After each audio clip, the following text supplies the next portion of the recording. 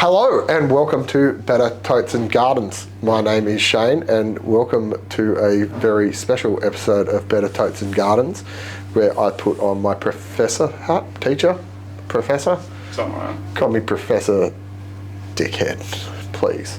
Anyway, here we go, Better Totes and Gardens. This is a good one. This is in response to the last couple of videos on what we can do to help out venues that everyone can do. And anyway, just on that, thank you for the response. It's been overwhelmingly positive and we love and respect all of you. And the job's not done though. The outrage must continue. So that's what we're going to do. Professor the Idiot is here to help you out. Hey, you know, so anyway, just side story on this before we slip up. Hold on, intro music. Here we go. Side story on this. I went to a meeting with a government a while back. And kid you not, these assholes put out fucking crayons and coloured paper for us at a serious, how do we help live music thing? And I thought, that is the dumbest thing of all time. So that's what I'm going to do. Taking a leaf out of a certain government organisation's book about a real serious thing and being childlike about it. You're going to make them feel... Although mine is admittedly going to cost for those 3 hours about 20 grand less. Anyway, but of course we're going to get some venue specific stuff. Here we go. So this is, I don't have my Aldi Coke today. I've got actual Coke no sugar. But anyway, if you ever want to clean a chalkboard, full strength post mix cola is the only way to go. See, look at that, guys. I'm going to pause it until it's clean. Sorry, Robert. I've only got 20 minutes on this thing. Hold on, real quick. And we're going to have to probably dump it. Anyway, there we go. See how clean that got that? And then you can dry it. Look at that. Just boom, straight away. But sorry, Robert. Sorry, people. But I had to clean the shit. There you go. There's a venue trick. Now I've got to wait for it to dry. But, you know, I'd never make a school teacher. I might use my fucking It's got to be the risottos about it.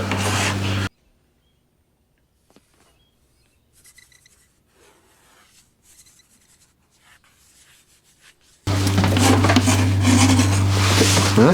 Hey. Huh? Rarudo. I don't know, I can't think of Professor Shane Moron Hilton. My name is Professor...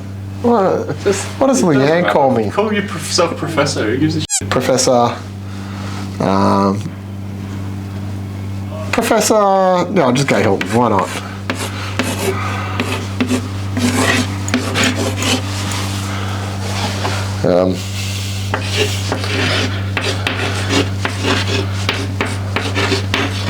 Yeah, I'm like just going in between the two as well. So. You know you're going to have to clean that board again very shortly because you're not going to have room for any of the shit you're meant to be writing. I know. The chief idiot. Oh, I put the T. That would be the chief idiot. Move. And this is, the course is,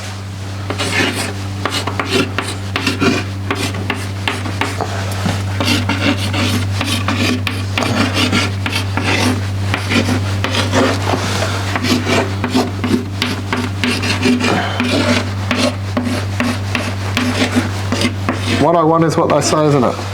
Yeah. Anyway, this is about, now you go save bands and venues 101. Now, today people, I am going to show you how easy it is to make sure that there's no more venue closures. Believe it or not, there is a very simple way in which this can happen. I'm not even shitting you, this is so simple that I can't believe we don't talk about this more and then we're not all more proactive about it because it's about action, not reaction. See, venues get pushed down until it's like the last fucking moment and they're desperate and then they need survival and there goes the phone. Anyway, the guy, if you're watching this that just rang, I'm so sorry. We're in the middle of something.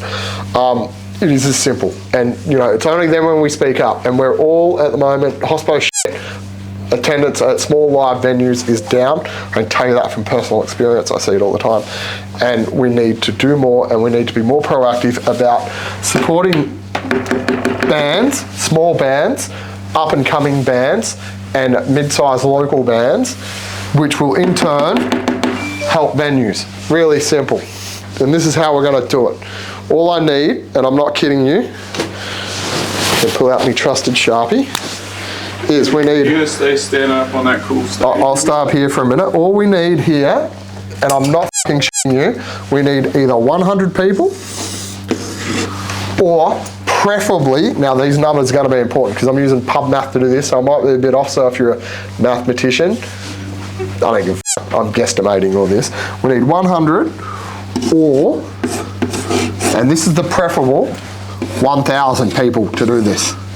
And I'm hoping that all venues and people who love music will get about this and push this little fucking thing that I have in my brain to happen. Okay, so what we're going to do, we're going to get 100 or 1,000 people to help us do this.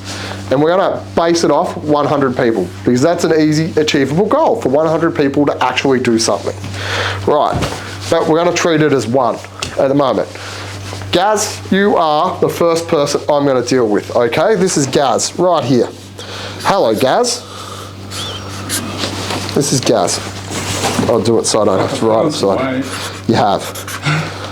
Right, Gaz, there you are. And we're going to call this week 1.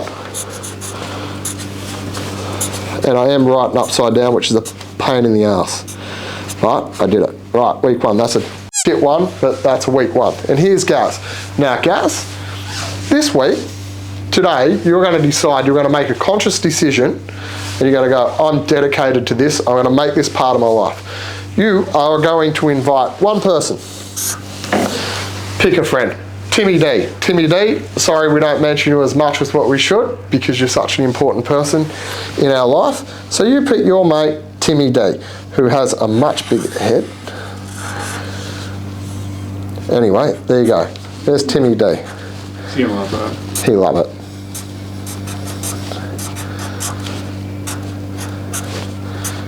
Right, Timmy D's there. And you're going to say to Timmy D, Timmy D, this week we're going to pick a show, maybe 2 shows, that we're going to go see. Now, whether they're free shows that you have to buy tickets for, they're on a Wednesday night, a Thursday night, a Friday night, a Saturday night, whatever. But you're going to pick 1 or 2 shows and you're going to go to it this week. Just you two go have a really good time, go to the venue, watch bands. You don't even have to know the bands. You might be just like, you know what, that's a cool name, that's a cool picture. I really like this, I'm going to go.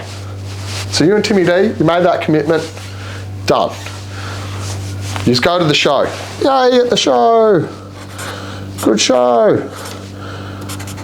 Well, that's a risotto. Show. Pretty small show compared to my bloody head. Yeah, true. But shows attended, and doing this upside down is a real pain in the ass. Good time had. Right. You could probably just do a squeagle for a good time. I think they're all going to know. Yeah, I know, but they've got to have a good time. Right, now the next week, week 2. We move on to week 2. How did I just do this properly? Right. Hang on, I'll get Randy. Week 2. I'll get on your little stage. Right, week 2, you and Timmy D are now here. You're partners in crime. Boom. What help us? There's Gaz. There's Timmy D. I'll put shows attended. Go to 2 shows. You do 2 shows in a week. Go a weekday and a weekend.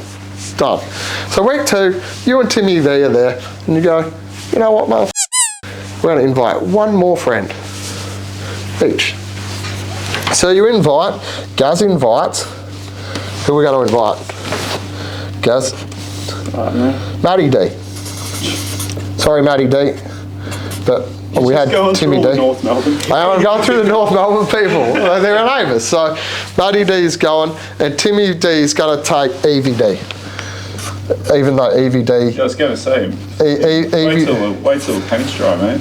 Evie D is only a baby. But Evie D is going to go to a show anyway. They're going to pay the entrance fee. She's going to go to 2 shows this week. Here's Evie D, and Evie D is cute as, so she's going to be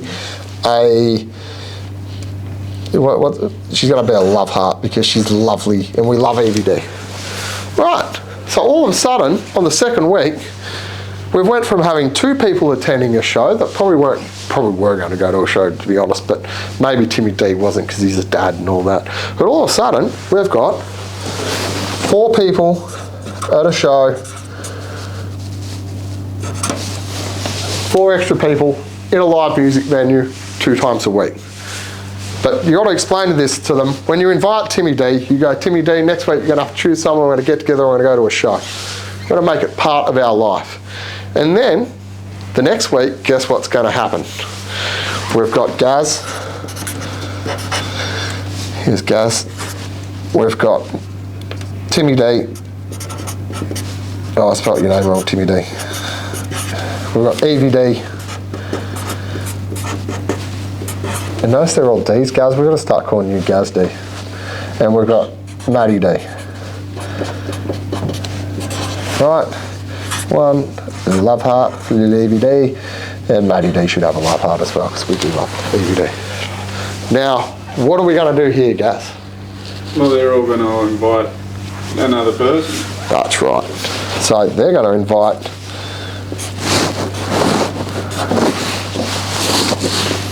random 1, random 2, random 3, random 4. Love them. Okay. Then you got 8 people. Now we've got 8 people. And they're all going to a gig. This can go on and on and on. And this is only week 3. Right? There's week 3. Then what? All of a sudden we've got 8 people. 1, 2, 3, 4, 5, 6, 7, 8. And guess what? They all invite someone. 1, 2, 3, 4, 5, 6, 7, 8. Holy shit, there's 16 people at a gig in 4 weeks.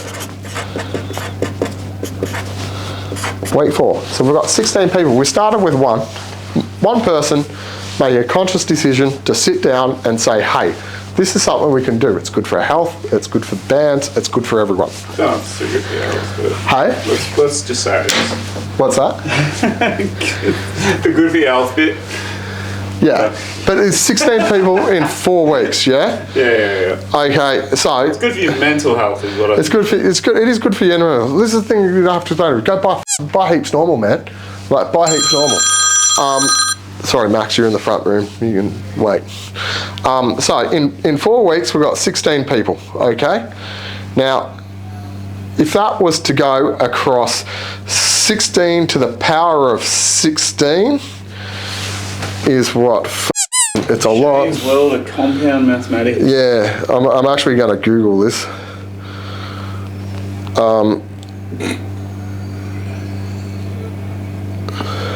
Would that be right? 16?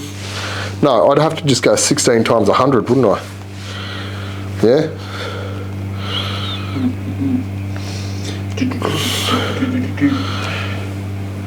Is that right? Sure. It doesn't matter. It doesn't matter. But anyway, that's from one person. So we had, in 4 weeks, we'd have 1,600 more people in live music venues. Is that right? I don't know. If you're a maths addict, I think that's right. That's kind of how it works. Kind of. But in 4 weeks. Yeah, that's how we need to do it. It's a conscious decision. If everyone makes that decision and explains this concept to the next person and it turns it into a thing, that is a huge difference. I think the important part about this is everyone kept asking how they can help. They wanted to come down and do stuff. This is the way, and this is the way in which we fundamentally change live music and music in Australia. This is how we do it. This is how we do it. We need everyone to do that. Doesn't matter what age you are, what you do. You go out, pick one fucking gig. You love the bands on a week, or you like the bands. Go to that, and then go to a gig that you know absolutely nothing about, a different genre. If you fucking listen to punk, but you like kind of get into a little bit of soul, doesn't fucking matter. Go to a gig that you don't know anything about, and go to the free ones. They're free. Go to a paid gig and a free gig once a week in a venue that actually supports live music and has it all the time and is suffering at the moment because the overheads that we have from having live music. Go to them. This is all we need to do. If we can get 1,000 people doing that, if we can get everyone to do that, and this is how they approach something in life. You know, you sit down every week, or you used to sit down every week and you'd go, oh, I'm going to watch fucking Play School this week. It's part of my daily week. This is what it should be. And your automatic reaction would be when you take that new person, you go, hey, this is what we're going to do. We're going to do this. That would make the biggest fucking change to live music in Australia. The bands would get support, they would make some money, venues would have people in them, because that's what's killing us. You know, not having people in them. Like go to venues, go outside. You don't need, go to venues outside of going to a show just for a drink or something to eat. We need that as well. There's that aspect of it. But the important thing is getting like boots in the door, feet on the floor, eyes on the stage, and ears to the speakers. That's what we need. We need that. So please, for the love of God, this is how we revitalise, re-energise, and fucking bring back live music to be the force that it was way back. And this is how we support local talent.